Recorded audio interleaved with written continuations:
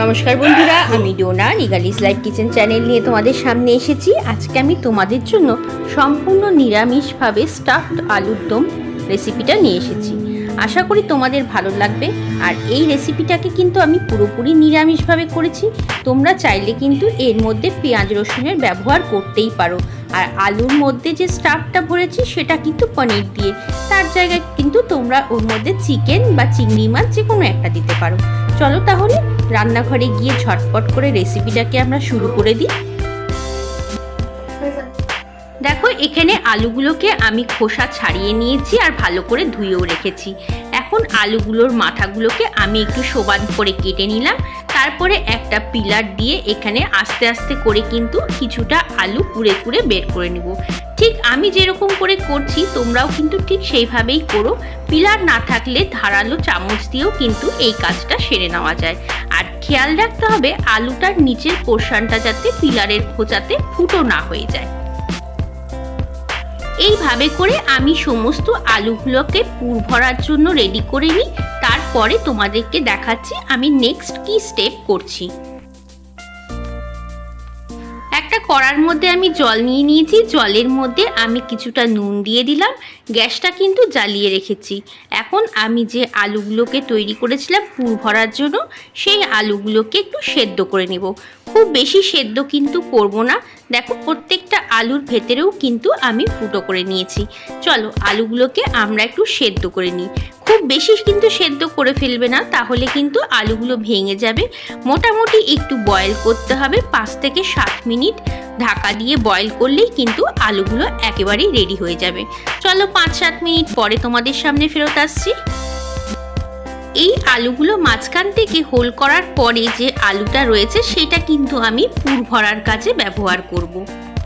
Mixie জারের মধ্যে আমি 1.5 ইঞ্চি পরিমাণের আদা নিয়েছি, 2টো শুকনো লঙ্কা নিয়েছি, 3টে কাঁচা লঙ্কা নিয়েছি আর একটা টমেটো নিয়েছি। এবার এর মধ্যে আমি 1 চামচের উপরে একটু জিরেও দিয়ে দিচ্ছি। আমি গোটা জিরেটা বেটে কিন্তু এই রান্নায় ব্যবহার করব। 5-7 মিনিট হয়ে গেছে, ঢাকাটা খুলে দিচ্ছি। দেখো, বেশ সুন্দর আলুটা কিন্তু সেদ্ধ হয়ে গেছে। এর থেকে বেশি সেদ্ধ কিন্তু একেবারেই করব না, তাহলে আলুটা তো আমি ভাজবো আর রান্নার সময়ও কিন্তু আলুটা কিছুটা পরিমাণ সেদ্ধ হবে, তখন কিন্তু ভেঙে যাবে। সেই জন্য খুব বেশি কিন্তু নরম করে সেদ্ধ করতে যেও না। চলো এটাকে নামিয়ে রাখি আমরা এখন। দেখো, আলুগুলোকে নামিয়ে রেখেছি। আলুগুলোকে কিন্তু উল্টো করে রাখবে, তাহলে গর্তের মধ্যে যে জল রয়েছে সেই জলটা বেরিয়ে যাবে। এইভাবে 5 মিনিটের মতো রেখে দেবে। আর অপর দিকে দেখো, যে আলুগুলো কুড়ে আমি বের করেছি সেই আলুগুলোকেও কিন্তু সেই গরম জলের মধ্যে দিয়ে দিয়েছি। আর এগুলোকে একটু সেদ্ধ করে নিয়ে পুরটা যে বানাবো তার মধ্যে কিন্তু স্ম্যাশ করে দেব। চলো এগুলোকে আমরা একটু সেদ্ধ করে নিই আগে। এখন আমরা পুরটাকে রেডি করব। তার জন্য কড়াতে আমি হোয়াইট অয়েল দিয়ে দিয়েছি আর 1/2 চামচের মতো গোটা জিরে দিচ্ছি।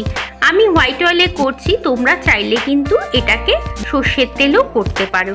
আর দেখো, যে আলুগুলোকে আমি সেদ্ধ করে নিয়েছিলাম, ছোট ছোট করে টুকরো করে নিয়েছি বা হাত দিয়ে স্ম্যাশ করে নিতে পারো, সে আলুটাকে তেলের মধ্যে কিন্তু দিয়ে দিলাম। এখন এটাকে খুব ভালো করে ভেজে নেব। এর সাথে আরও কিছু মশলা মিশিয়ে আমরা একটা সুন্দর টেস্টি পুর তৈরি করব। পুরটাকে আমি নিরামিষভাবে তৈরি করছি, তোমরা চাইলে কিন্তু যে কোনো আমিষ এর মধ্যে দিতে পারো। এখন আমি যে বাটা মশলাটা তৈরি করে রেখেছিলাম সেই বাটা মশলাটার থেকে 2-3 চামচের মতো বাটা মশলা এর মধ্যে দিয়ে দিচ্ছি। আর দিচ্ছি নুন। নুনের সাথে সাথে দিচ্ছি সামান্য পরিমাণে হলুদ গুঁড়ো, সামান্য পরিমাণে একটু চিনি। এবার খুব ভালো করে নাড়াচাড়া করে নেব। তারপরেই কিন্তু বাকি মশলাগুলো অ্যাড করব। আর গুঁড়ো মশলা যেহেতু অ্যাড করছি সেই জন্য একটুখানি জল কিন্তু আমাকে দিতেই হবে, না হলে কিন্তু পুড়ে যাওয়ার চান্স খুব বেশি থাকবে। মশলাটাকে আলুর সঙ্গে কিন্তু খুব ভালো করে মিশিয়ে নেব। তারপরেই আমি বাকি মশলাগুলো আবার অ্যাড করব। বাটা মশলায় যেহেতু জিরে দেওয়া আছে সেই জন্য এখন আমি এর মধ্যে শুধুই ধনে গুঁড়ো দিচ্ছি। জিরেটা বেটে দিলেই কিন্তু বেশি টেস্ট হয়। চলো মশলাটাকে ভালো মতো আমি একটু কষা কষা করে নিই। মশলাটা যাতে ভালো মতো কষা হয় তার জন্য এখন আমি এর মধ্যে একটু গরম জল দিয়ে দিলাম। গরম জল দিলে মশলার কষানোটা বেশ ভালো হবে আর খেতেও ভালো লাগবে। একটুখানি কাশ্মীরি লঙ্কার গুঁড়ো দিলাম, কালারটা যাতে ভালো হয়। এখন এটাকে শুধুই কষানোর দরকার, একটু ঢাকা দিয়ে কষাবো। মশলা থেকে ভালো মতো তেল ছাড়া ছাড়া হলে তখনই কিন্তু বুঝতে হবে যে মশলাটা ভালো করে কষে গেছে। চলো আর সামান্য একটু জল দিয়ে আমরা এটাকে 3-4 মিনিটের জন্য ঢাকা দিয়ে রেখে দিই। 5 মিনিট পরে তোমাদের সামনে ফেরত এলাম, ঢাকাটা খুলে দিলাম। দেখো মশলাটা খুব সুন্দর কিন্তু কষে গেছে।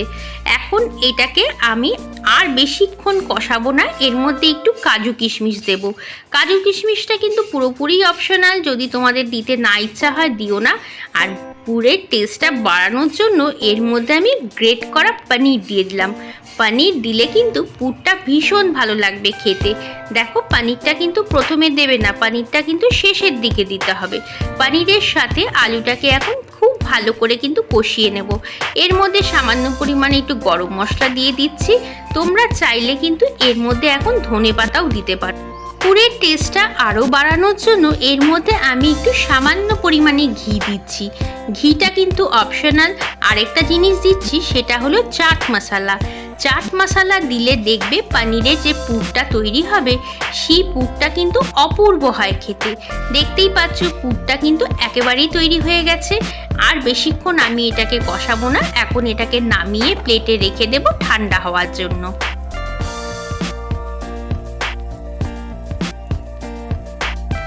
দেখো পুরটাকে নামিয়ে রেখেছি অন্য বাটিতে। আমি কড়াতে কিন্তু আরেকটু তেল দিয়ে দিয়েছি। এখন এই তেলটার মধ্যে একটু নুন দিয়ে দিচ্ছি আর সামান্য পরিমাণে একটু হলুদ দিয়ে দিচ্ছি। তেলের মধ্যে হলুদ আর নুনটাকে খুব ভালো করে মিশিয়ে দিলাম। আর যে সেদ্ধ করা আলুগুলো রেখেছিলাম সেই আলুগুলোকে এখন ভেজে নেব। আলুগুলোকে একটু ভালো করে ভেজে নিতে হবে। ভেজে নিলে পারে কিন্তু আলুর দমটা খেতে খুবই ভালো লাগবে। একটু সময় নিয়ে হালকা হাতে আলুগুলো ভাজতে হবে, কারণ আলুগুলো কিন্তু এখন বেশ নরম। আমি এই আলুর দমটাকে সম্পূর্ণ নিরামিষভাবে বানাচ্ছি। তোমরা চাইলে কিন্তু গ্রেভির মধ্যে পেঁয়াজ রসুন ব্যবহার করতেই পারো। আমার অনেক দর্শক বন্ধু আছে যারা বলে যে একটু নিরামিষ করে হলে পারে ভালো হয়, সেই জন্যই তাদের উদ্দেশ্যেই কিন্তু আজকে রেসিপিটা আমি সম্পূর্ণ নিরামিষ করছি। তোমরা যদি চাও তাহলে এটাকে বিভিন্নভাবে আমিষ করে বানাতেই পারো। দেখো এইভাবেই কিন্তু আলুগুলোকে ভেজে নিতে হবে। এখন আমরা আলুগুলোকে একটু ঠান্ডা করে তার ভেতরে কিন্তু পুরটা ভরে নেব। দেখো 5 মিনিট অপেক্ষা করার পরে আলুটা বেশ ঠান্ডা হয়ে গেছে। এখন আমরা পুরগুলোকে আলুর মধ্যে ভরে ফেলবো। ঠিক এইভাবে করে কিন্তু হালকা হাতে পুরগুলোকে ভরে ফেলতে হবে। আমি যেভাবে ভরছি তোমরা কিন্তু সেইভাবেই চেষ্টা করো। আর খুব বেশি চাপ দিতে যেও না, তোমাদের তো প্রথমেই বললাম আলুগুলো এখন বেশ নরম, সেই জন্য বেশি চাপ দিয়ে ভরার কিন্তু একেবারেই দরকার পড়বে না। দেখো এইভাবে করেই কিন্তু সমস্ত পুরগুলো ভরে ফেলতে হবে। আর হ্যাঁ, পুরোটা ভরতে ভরতে তোমাদের সাথে একটু কথা বলে নিই। আমার চ্যানেল তোমাদের কেমন লাগছে? যদি ভালো লাগে তাহলে কিন্তু অবশ্যই চ্যানেলটাকে সাবস্ক্রাইব করে সবসময় আমার বন্ধু হয়ে যেও। আর পাশে যে বেল আইকনটা আছে ওটা কিন্তু টিপে রেখো, তাহলে আমি যখনই সুন্দর কোনো রেসিপি আপলোড করব তখনই তোমাদের কাছে কিন্তু নোটিফিকেশন চলে যাবে। চলো পুরটা ভরে নিই তাড়াতাড়ি করে।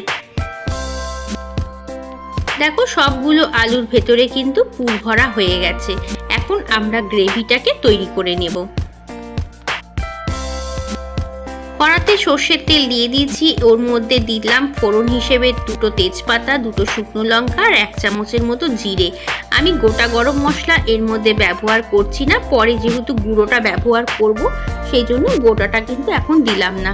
এখন এর মধ্যে দিয়ে দিচ্ছি যে মশলাটাকে আমি বেটে রেখেছিলাম, মানে আদা, টমেটো, কাঁচা লঙ্কা, শুকনো লঙ্কার পেস্ট, আর সঙ্গে ছিল 1 চামচের মতো জিরে। এখন এই পেস্টটাকে দিয়ে দিলাম। তেলের মধ্যে দেওয়ার পরে কিন্তু খুব ভালো করে এটাকে কষাতে হবে। গ্রেভির মশলা যত ভালো করে কষাবে বা ভাজবে ততই কিন্তু গ্রেভির টেস্টটা ভালো হবে। এর মধ্যে দিয়ে দিচ্ছি 1.5 চামচের মতো নুন, 1/2 চামচের একটু বেশি চিনি। এই রান্নাটা কিন্তু একটু মিষ্টি মিষ্টি হয়, সেই জন্যই কিন্তু চিনিটা অবশ্যই এর মধ্যে দিতে হবে। দেখো নুন চিনি দেওয়ার পরে বাকি মশলাগুলোও দিয়ে দিচ্ছি। হলুদ গুঁড়ো দিয়ে দিচ্ছি 1 থেকে 1.5 চামচের মতো, আর দিচ্ছি ধনে গুঁড়ো। আমি তো প্রথমেই জিরেটা বেটেছি সেই জন্য কিন্তু জিরের গুঁড়ো ব্যবহার করলাম না। আর যেহেতু সমস্ত গুঁড়ো মশলা সেই জন্যই একটুখানি বাটি ধুয়ে গরম জলটা দিয়ে দিলাম। সামান্য পরিমাণ ঝালের জন্য আমি এর মধ্যে অ্যাড করছি লাল লঙ্কার গুঁড়ো। এটা কিন্তু অপশনাল, তোমরা যদি না চাও তাহলে কিন্তু অবশ্যই স্কিপ করতে পারো। এখন এর মধ্যে দিচ্ছি আমি 3 চামচের মতো ফ্যাটানো টক দই। টক দই যখন দেবে তখন কিন্তু গ্যাসের ফ্লেম একেবারেই স্লো থাকবে, আর টক দই দেওয়ার সঙ্গে সঙ্গে কিন্তু খুন্তি বা স্প্যাচুলাকে অনবরত নাড়াতে হবে, না হলে কিন্তু ছানা কেটে যায়। এই গ্রেভিটার টেস্টটা আরও বাড়ানোর জন্য আমি এর মধ্যে দিচ্ছি কাজু বাদাম বাটা। 10-12টা কাজু বাদামকে আমি ভালো করে গরম জলে ভিজিয়ে রেখেছিলাম, সেইটাকে কিন্তু গরম জল সমেত পেস্ট করেছি। সেই পেস্টটাকে এখন এর মধ্যে দিয়ে দিলাম। তোমরা চাইলে কিন্তু কাজুর সাথে কিশমিশও একসঙ্গেই বেটে দিতে পারো। এই আলুর দমের গ্রেভিটা কিন্তু একটু মিষ্টি মিষ্টি হবে। দেখো আমি এর মধ্যে কিন্তু একটু দইয়ের বাটিটা ধুয়ে জল দিয়ে দিলাম। যেহেতু কাজু বাদাম অ্যাড করেছি, কাজু বাদাম তো তলা থেকে ধরে যায়, সেই জন্যই কিন্তু মাঝে মাঝে স্প্যাচুলা বা খুন্তিটাকে অবশ্যই নাড়াবে। আর খেয়াল রাখতে হবে পুড়ে যেন না যায়, পুড়ে গেলে কিন্তু জিনিসটার টেস্ট একেবারেই নষ্ট হয়ে যাবে। এখন আমি গ্রেভিটার মধ্যে 1 চামচের মতো গরম মশলা দিয়ে দিচ্ছি। এটা ঘরে তৈরি গরম মশলা, সেই জন্য বেশি কিন্তু একেবারেই অ্যাড করব না। এই গ্রেভির মধ্যে এখন আমি পুর ভরা আলুগুলোকেও দিয়ে দিলাম। আলুগুলো কিন্তু এখন এই গ্রেভির মধ্যেই সুন্দর করে সেদ্ধ হবে। এইভাবে করে আলুর দম বানিয়ে বাড়ির লোকজনকে খাইয়ে দেখো, দেখবে বারবার করে কিন্তু এইরকম আলুর দম বানানোর রিকোয়েস্ট আসবে। খেতেও কিন্তু ভালো লাগে। তোমাদের তো আগেই বললাম আমি নিরামিষ করে বানাচ্ছি, তোমরা চাইলে কিন্তু এটা আমিষ করে বানাতেই পারো।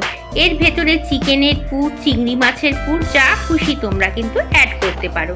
আর হ্যাঁ, আলুগুলোকে মাঝে মাঝে এপিট ওপিট করে কিন্তু দিতে হবে, যাতে সমস্ত দিক ইকুয়ালি সব জায়গায় ঝোলের মধ্যে ডুবে থাকে। চলো এটাকে এখন আমরা কিন্তু একটু ঢাকা দিয়ে দিই। তার আগে কাজু বাদামের যে মিক্সিটা ছিল সেটা ধুয়েও একটু জল দিয়ে দিলাম এর মধ্যে।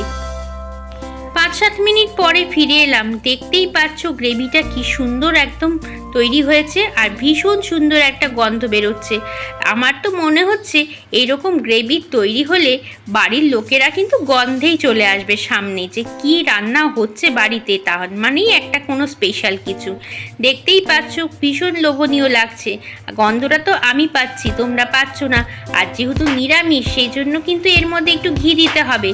ঘিয়ের ব্যাপারে কিন্তু কার্পণ্য করলে চলবে না। আমি ছোট চামচ দিয়ে 1-1.5 চামচের মতো ঘি দিলাম, তাহলে কিন্তু টেস্টটা আরোই বেড়ে যাবে। চলো এটাকে একটু স্ট্যান্ডিংয়ে রাখি, ঢাকা দিয়ে তারপরে পরিবেশন করব। এই দেখো তৈরি হয়ে গেছে একেবারেই অনুষ্ঠান বাড়ির মতো করে পুর ভরা আলুর দম। এই আলুর দম খেতে কিন্তু ভীষণ ভালো লাগে, শীতকালই হোক বা গরমকালই হোক। এইরকম আলুর দমের সাথে লুচি, পরোটা, রুটি, যে কোনো কিছু ভালো লাগে। পোলাও, ফ্রাইড রাইসও কিন্তু কম যায় না। কেমন লাগলো রেসিপিটা? যদি ভালো লাগে লাইক, কমেন্ট, শেয়ার করো। নতুন বন্ধু হয়ে থাকলে চ্যানেলটাকে কিন্তু অবশ্যই সাবস্ক্রাইব করে নিও। চলো আজকের মতো আসি, আবার আসবো অন্য একটা সুন্দর রেসিপি নিয়ে। ততক্ষণ সবাই ভালো থেকো এবং সবাইকে টাটা।